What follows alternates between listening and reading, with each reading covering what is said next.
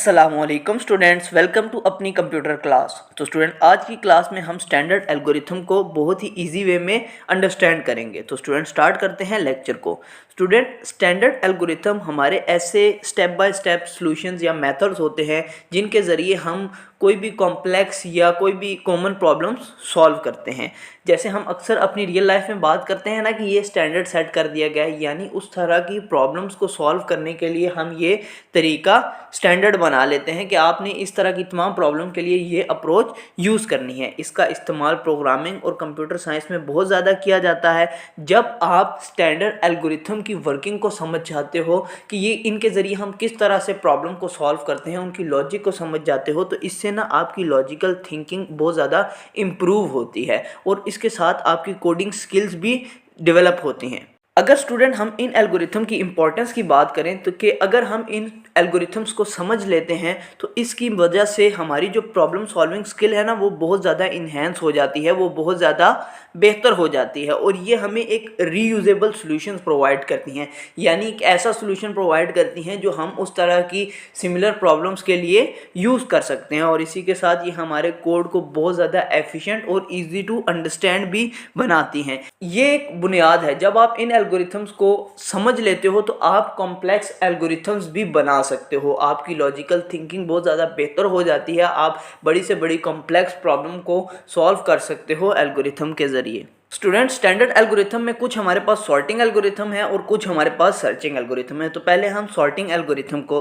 समझते हैं। अगर हम सॉर्टिंग की बात करें तो सॉर्टिंग एल्गोरिथम का मतलब ये होता है कि हमने डाटा को एक स्पेसिफिक ऑर्डर में, एक स्पेसिफिक मैनर में अरेंज करना है। वो असेंडिंग ऑर्डर भी हो सकता है, वो डिसेंडिंग ऑर्डर भी हो सकता है। सॉर्ट का सिंपल वर्ड का मतलब ये है कि आपने डाटा को तरतीब देना है और हमारे पास डिफरेंट टाइप्स के सॉर्टिंग एल्गोरिथम्स मौजूद हैं, जिसमें सबसे पहला है बबल सॉर्ट, जिसमें आप क्या करते हो, किसी भी लिस्ट या एरे के एलिमेंट्स को कंपेयर करते हो। और किन एलिमेंट्स को कंपेयर करते हो? एडजेसेंट एलिमेंट को। लेट्स सपोज हमारे पास ये एक एरे है और इसके अंदर डिफरेंट एलिमेंट्स मौजूद हैं। आप इनमें एडजेसेंट एलिमेंट को कंपेयर करते हो। एडजेसेंट एलिमेंट कौन से होंगे? लेट्स सपोज यहाँ पे 2 है, ये 4 है, तो ये 2 एडजेसेंट एलिमेंट हैं, यानी कि आप साथ साथ वाले एलिमेंट्स को कंपेयर करते हो और उन्हें स्वैप कर देते हो अगर वो गलत ऑर्डर में हो। तो आप ये प्रोसेस तब तक करते जाते हो जब तक कि आपकी कंप्लीटली लिस्ट या एरे सॉर्ट ना हो जाए। इस तरह से हमारी बबल सॉर्ट काम करती है। आपकी बुक में इसकी वर्किंग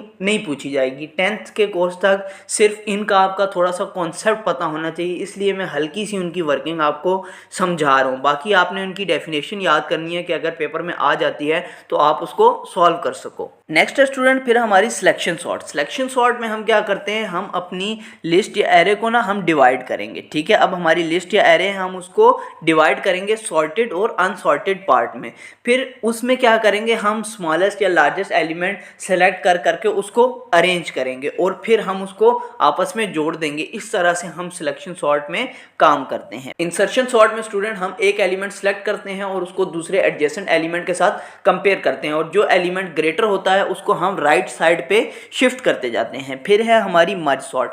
मर्ज सॉर्ट डिवाइड और कंकर मेथड पे काम करती है, यानी कि ये हमारी लिस्ट या एरे को सिलेक्शन सॉर्ट की तरह 2 पार्ट्स में डिवाइड कर देते और फिर उन दोनों पार्ट्स को सॉर्ट करने के बाद उसको आपस में दोबारा से मर्ज कर देती है। नेक्स्ट स्टूडेंट हमारे पास सर्चिंग एल्गोरिथम। सर्च का मतलब होता है कोई चीज़ ढूंढना। सर्चिंग एल्गोरिथम में हम क्या कर रहे होते हैं, हम किसी भी लिस्ट या एरे में से किसी भी एलिमेंट को फाइंड कर रहे होते हैं, उसे ढूंढ रहे होते हैं। अगर हम इसकी टाइप्स की बात करें तो हमारे पास 2 तरह की सर्चिंग एल्गोरिथम्स हैं जो हम कॉमनली यूज़ करते हैं, लीनियर सर्च और बाइनरी सर्च। लीनियर सर्च में हम एक एलिमेंट सेलेक्ट करते हैं और सीक्वेंशियली तरतीब के साथ उसको बाकी तमाम एलिमेंट्स के साथ कंपेयर करते हैं। लेट्स सपोज हम ये वाला एलिमेंट लेट्स सपोज हमने 6 फाइंड करना है, तो 6 को हम पहले इसके साथ कंपेयर करेंगे। अगर मैच फाउंड हो गया तो ठीक है, नहीं तो फिर 6 को हम इसके साथ कंपेयर करेंगे, फिर 6 को हम इसके साथ कंपेयर करेंगे। इस तरह कंपैरिजंस करते करते हम सर्च करते जाते हैं और ये काम हम तब तक करते हैं जब तक हमें जो हमारा डिज़ायर्ड एलिमेंट, जो हमारा मैच है, वो ना मिल जाए या हम लिस्ट के एंड तक तमाम एलिमेंट्स को चेक ना कर लें। फिर आती है हमारी बाइनरी सर्च। बाइनरी सर्च में क्या करते हैं कि सबसे पहले हम इसका मिडल एलिमेंट फाइंड करते हैं। लेट्स सपोज यहाँ पे कोई हमारा मिडल एलिमेंट होगा, अगर हमें 6 फाइंड करना है तो फिर हम इसका इन दोनों का कंपैरिजन करते हैं। एक बात आपने याद रखनी है कि बाइनरी सर्च सिर्फ सॉर्टेड एरे या लिस्ट पर काम करती है, यानी कि उस एरे या लिस्ट पर जो पहले से तरतीब दी गई हो, जो बेतरतीबा डेटा होता है उस पर ये काम नहीं करती। तो अगर आपने किसी ऐसे डेटा पे बाइनरी सर्च अप्लाई करनी है जो सॉर्ट नहीं है, तो पहले आपको उसको सॉर्ट करना पड़ेगा, फिर ही बाइनरी सर्च अप्लाई होगी। क्योंकि बाइनरी सर्च में आप मिडल एलिमेंट सेलेक्ट करते हो और फिर जो एलिमेंट आपने फाइंड करना होता है उन दोनों का कंपैरिजन करते हो। अगर तो जो एलिमेंट आपने फाइंड करना होता है तो आप राइट साइड पे मूव करते हो, यानी कि आप इस लिस्ट का लेफ़्ट वाला पोर्शन निगलेक्ट कर देते हो, उसको छोड़ देते हो, आप सिर्फ लिस्ट का राइट वाला पोर्शन लेते हो, क्योंकि आपकी लिस्ट सॉर्टेड होती है। और अगर आपका एलिमेंट जो आप एलिमेंट ढूंढ रहे हो वो बड़ा है तो ये कंफर्म बात है कि वो राइट साइड पे ही कहीं आपको मिलेगा। इसमें क्या होता है कि जो आपकी हर स्टेप के बाद ना आपकी जो लिस्ट होती है वो हाफ होती रहती है, और ये काम तब तक होता है जब तक आपको आपका डिजायर्ड एलिमेंट नहीं मिल जाता। स्टूडेंट्स, कंप्यूटेशनल थिंकिंग के जरिए आपने किसी भी प्रॉब्लम को सॉल्व करना हो तो उसके 4 पिलर्स हैं।